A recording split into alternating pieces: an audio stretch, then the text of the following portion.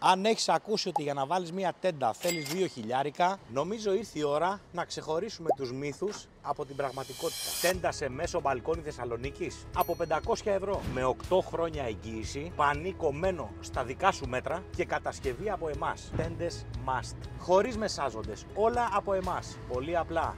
Παίρνεις τηλέφωνο, έρχομαι, παίρνω τα μέτρα, διαλέγεις χρώμα και σχέδιο και σου λέω ακριβώς εκείνη τη στιγμή την τιμή. Και την τοποθετώ εγώ ίδιος. Δεν υπάρχει θα σας πούμε, θα δούμε κτλ.